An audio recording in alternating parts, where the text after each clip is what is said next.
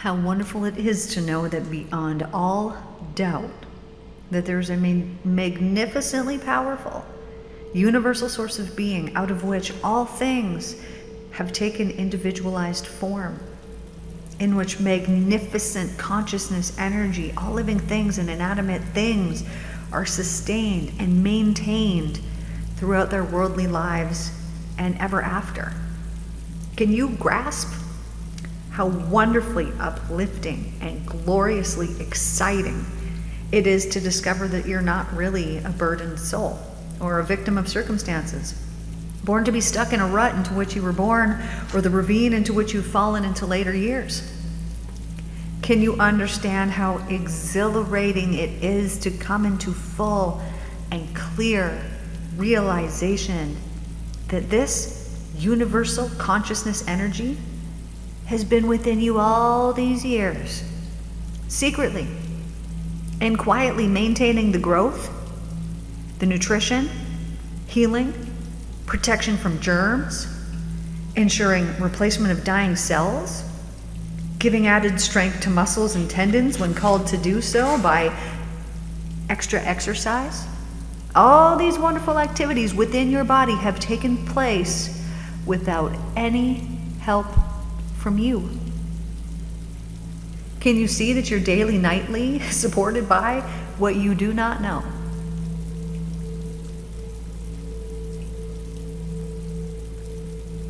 No matter where you may be on earth, what trouble you may be in, what disgrace you are facing, what lack of money you may be dodging, right within you, around you and above you, you have the spiritual means on which to call with all your heart and mind, and the answer will surely come if you do not doubt. Many people may disagree with that statement, but it's also true that they have lived in a state of disbelief. It is truly our disbelieving thoughts that are the detriment in our lives. You know that when you fully believe something, even if it's a negative thing, then it'll happen. You might be like, this kind of thing always happens to me. And it does, because you believe in it without any doubt, because it happened to you one time, probably happened for you, but it happened to you one time, and because you then believed in it, and then you feared it, and then you knew it was possible, you really believed in it. And because you really believed in it without any doubt, it manifests again and again and again. Recognize that pattern that you have within your life somewhere, of something that happened to you over and over and over again, and I bet you fear was an underlying root, and I also bet you that you really believed it was going to happen again, and it did. And if you didn't believe it was going to happen again, then there was some underlying belief that was in there that attracted it to you, because subconsciously you believed you deserved that thing that happened to you.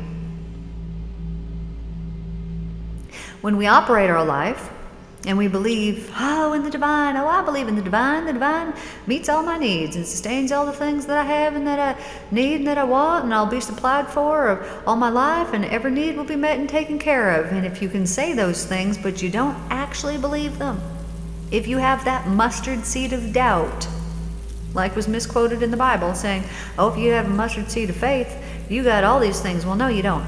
You either it's not a size. You either have it or you don't have it. And implying that you have a mustard seed of doubt is proving to you that you do not actually have full faith. What you actually have is doubt.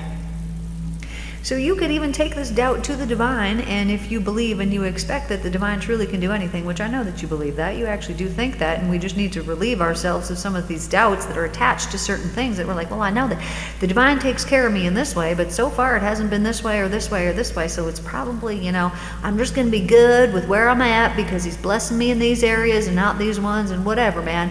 It's about you. It's about you, and it is the beliefs that you hold, and these things go so deep. They go so deep.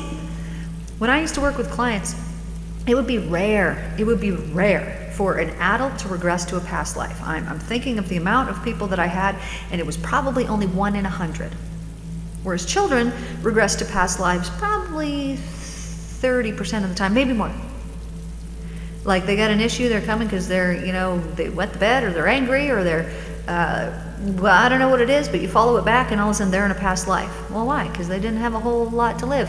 And what happens in our life now is that things get brought up that were not resolved in the past. So then they have to come up again in this life so that we can heal that thing that we didn't have time to heal before.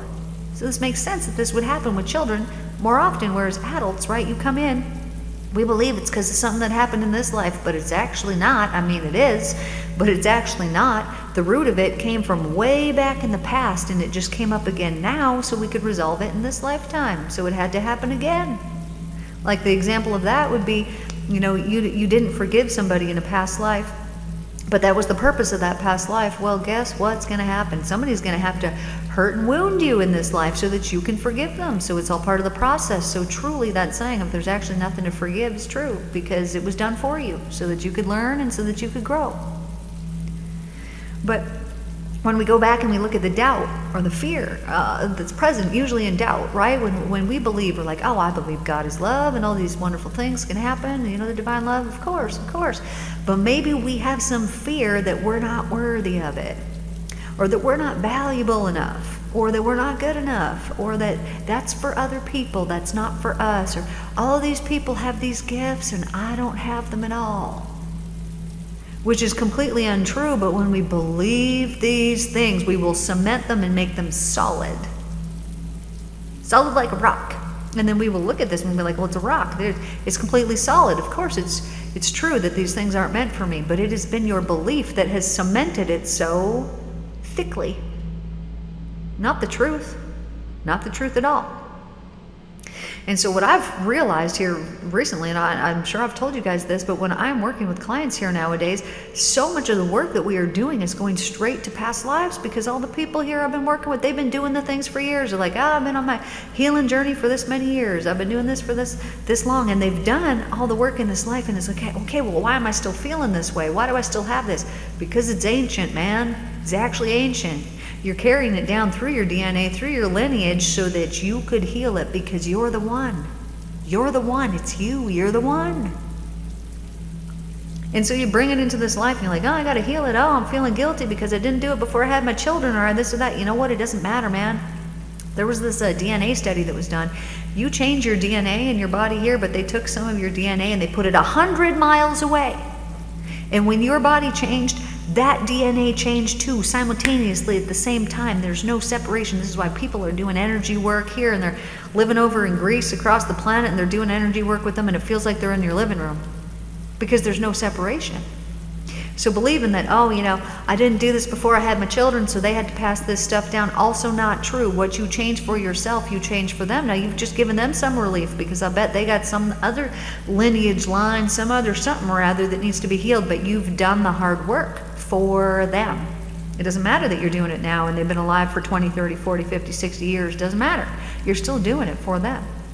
But these ancient lineages that need to be healed, they can be healed so easily by just having the intent of, I'm not stopping until the work is done. Right? When you go to build a castle, well, how does the castle get built? You keep laying it brick by brick, taking the next step, doing the next thing, and eventually it's done and complete, and it gets done. But during the process, did it feel like it was gonna freaking take forever? It might have. It might have felt like it was gonna take forever. But eventually the end comes, and you're done. But when we're holding this doubt inside of us, it is just one of the most detrimental things that you could have, because you could speak and you could command anything that you want with your voice, but because you're afraid that it's not going to happen. That's what doubt is. That feeling of fear is, if you're afraid it's not going to happen, then it doesn't happen. This is not a punishment. This is the laws of the universe at play. And they're showing you very clearly that when you hold conviction, it happens. This is why when I would change the traffic lights or do things like this, I would just speak and I would say green. Then I would command it, and I would powerfully command it, and it would just, boom, just change like that. Because I didn't doubt that it was going to happen. because it was like, well, why would it not happen? Now I'm a little more careful because I don't want to change it and cause karma, have somebody else be late, so then I command it a little bit different. Now I'll say, if it's the divine will and if it's for the highest and best, then green, and it 100% of the time still changes. But when you can check in and you can not cause anybody else harm, well, you're speaking what it is that you're speaking. If you can speak something without any doubt, and I'm telling you, without a tiny mustard seed of doubt, it will materialize in your world. It'll materialize. And so, searching in deep and finding out, where is that fear? Why is there a fear that it's not going to happen? Oh, if I do that, that won't happen. Where's that fear? Feel that feeling of fear that comes up that's like, oh, well, it happens for them but not for me. Feel it. Where is it? Where are you holding it in your body? It's a lie.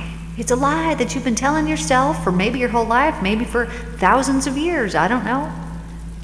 But it's a feeling that is not freedom, right? You'll know the truth and the truth will set you free. And that feeling doesn't feel like freedom because it's a lie.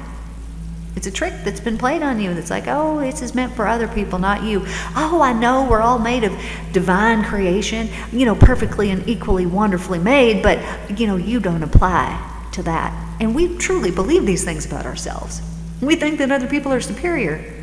It's ridiculous, but we do, because ever since we were little, we were shown authority, right? Well, this teacher, we need to treat them in this way because, they're better than us. Oh, this church pastor, well, he knows more. He went and he studied at this place, and so he knows these things, so he knows more. So you better treat him in this way, but we're not told to treat everybody that way. We have these special people that we put up on a pedestal, and that is our detriment because it is downplaying our own divinity. And I'm not saying that you're God, because you're not, but you have exactly that divine frequency within you, and every tiny little ounce of you contains it. It's light. You will know because you've seen people and you're like, man, I didn't see any light in that person. And you're right, you didn't. Why? Because that person has embroiled themselves in the fear, in the hell, and in the low frequency, negative energies, which has allowed negative entities to attach to them. And it will drain and suck out all the light.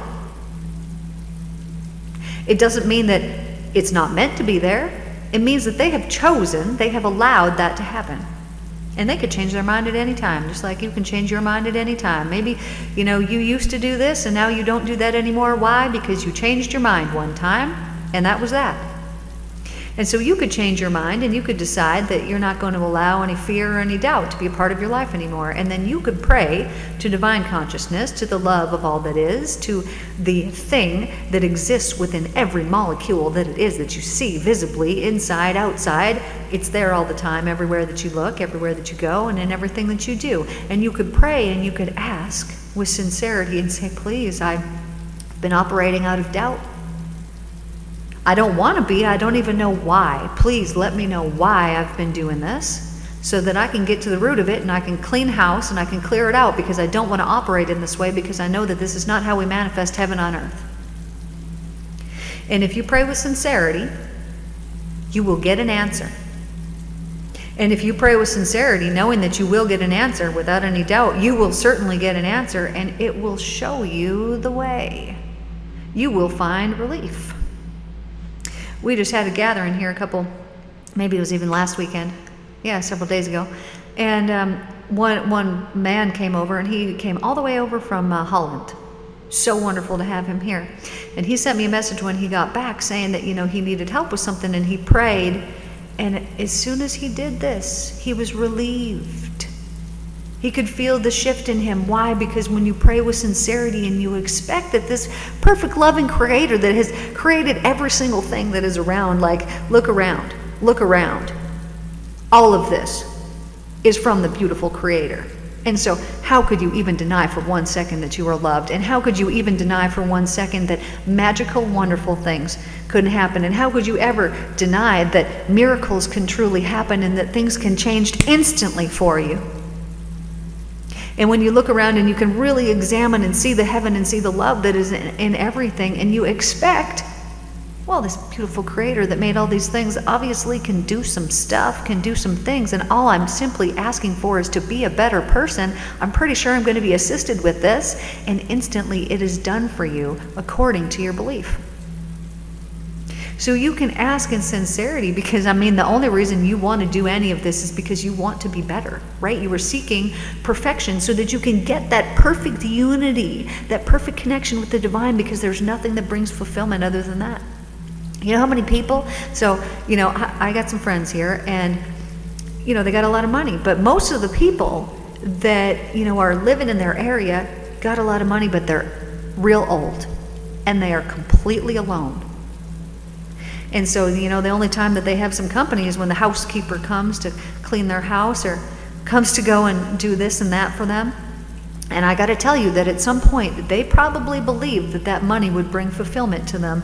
But when you get older and you realize, oh, not only did it not do that, but now I'm completely alone in this big, huge house, and I am not happy, and I don't feel any fulfillment, and I am begging for something to just come in and bring me some happiness. Because when we are seeking something other than the divine, we're only going to get the fulfillment that that thing can provide, and that thing can't provide any emotional fulfillment at all. It can't.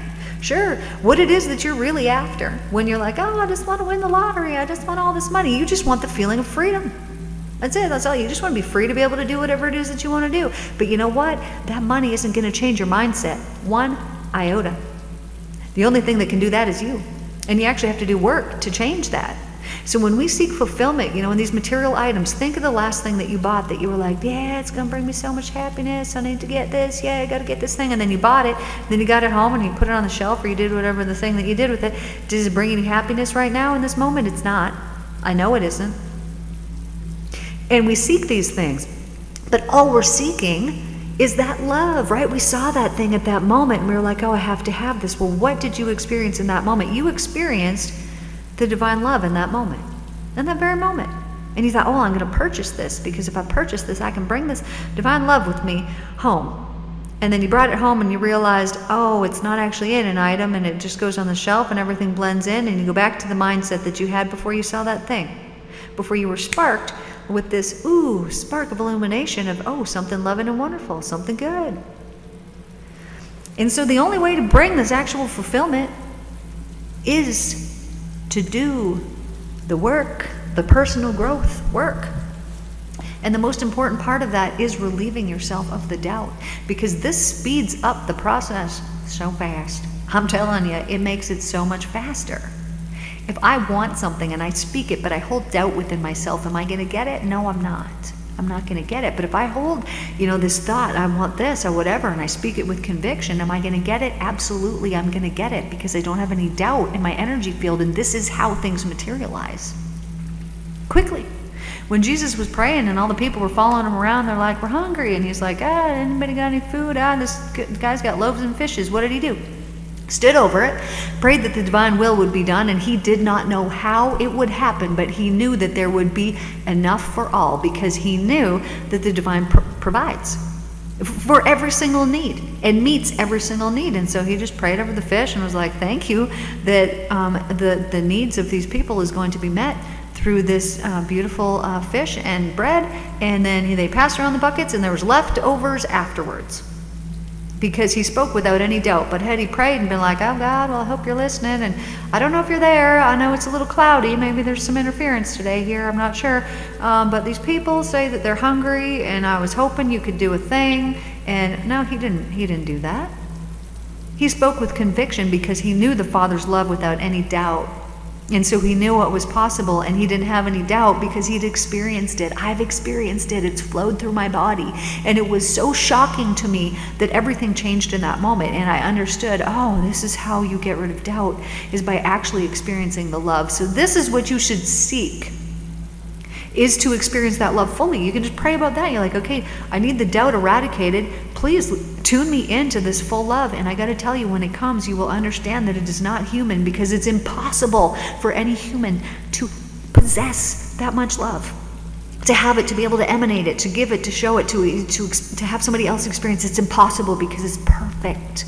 And none of us people, not even Jesus himself, were perfect. None of us were perfect. And so we're giving imperfect love out to people, and so we're comparing it, and we're thinking, well, this is the only experience I've had of love, and it's pretty subpar, and some people live some pretty rough lives, and so they aren't in tune with that love at all because they've never actually experienced it. And so if you want to experience just the eradication of doubt in your life, this is what you should seek to do. And I stubbornly would sit there for weeks and just meditate and sit there and be like, I'm not moving my body. If you want my body to move, you're going to move it, divine. I'm going to sit here and you're going to tell me exactly what it is that I need, and you're going to enlighten my mind.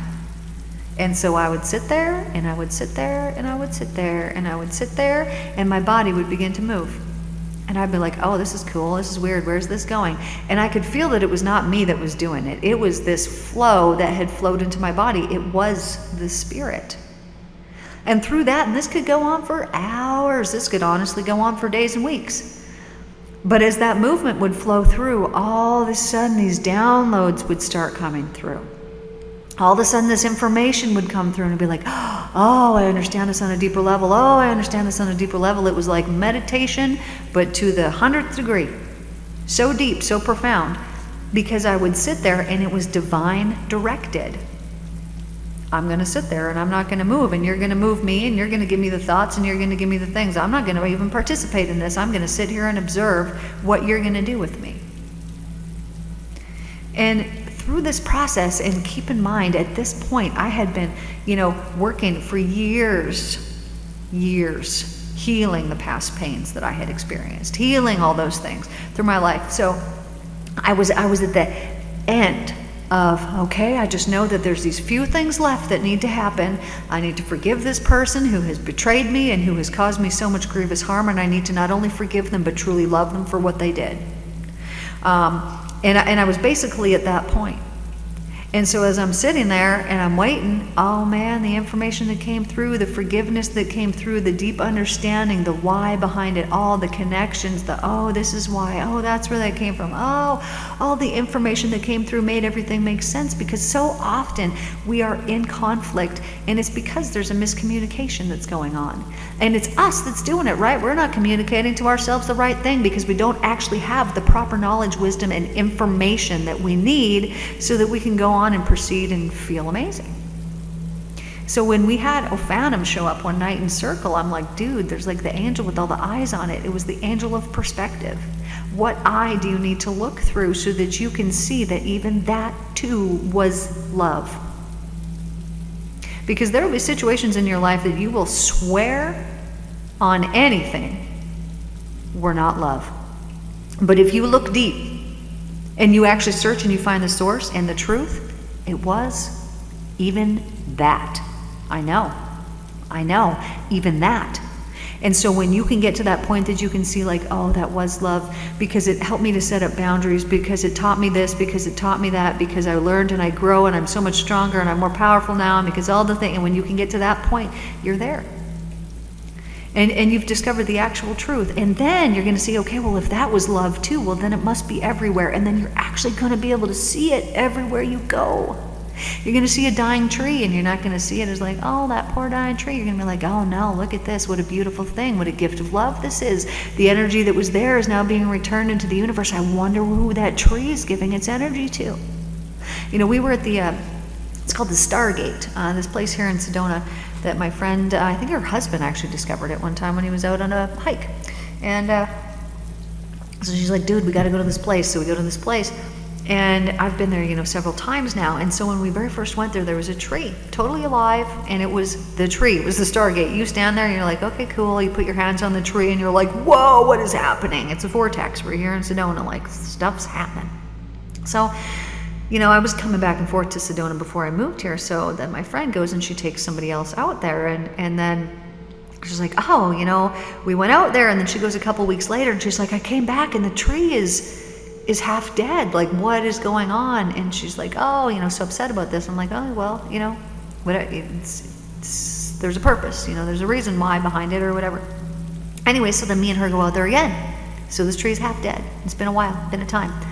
And we're walking out to that same location, and hundreds of meters before we get to this tree, we both step across, just like we're walking on the path, and we step into this place and we're like, whoa, did you just feel that? What was that? And it felt like we were already in the energy of that Stargate tree. It's exactly the same. And we're like, dude, crazy. Did it expand its field? Like, what's happening? Blah, blah, we keep walking. We're in it this whole time. We get to the tree, and the tree is half dead. And so then I asked her, what's up? The tree. And she told me, well, I had to let go of this part of myself so that I could expand out and let my energy expand. So was this a negative thing that the tree was dead? Absolutely not. It was a gift to the whole freaking world. How could you look at half of a dead tree and just think that this is love? This is happening for me. This is a beautiful gift. Well, that's how. And all of the universe is connected in this way. So if a tree is sacrificing herself, why is she doing this? It's out of love. Right? Because not everybody knew about this tree, so they're not stopping there. You had to be super intuitive to be like, I feel like that tree's calling me over there, and go over the tree and then get the information. But what happens when she lets herself die? Then she expands her energy, and there would be nobody that would not feel it. Well, they're walking on that path. I mean, maybe, but I highly doubt it. And so then her gift is expanded. So sometimes we need to let part of ourselves die so that we can expand out. And typically the part that we're letting die is a part that needed to die, a part that we needed to let go of. So anyways, this is what I got for you guys here today. I know it's getting a little bit long. I love y'all so much. Thank you guys for tuning in. You guys are so wonderful. We have spiritual recess a few times this month, and then it's going to transition. So if you want to join, I would suggest you join this month, because it's going to change after that. We got all these trips coming up, and we're not exactly sure how it's going to look going forward in the future, but you can follow me on Cosmic Christ Force. That is our other YouTube channel there. And if you want to join us for a spiritual circle, for our spiritual recess, that link will be down at the end here. If you want to work with myself, there is also a link that you can go to my website and check that out. Love you guys, and I will see you in the next one. Take care.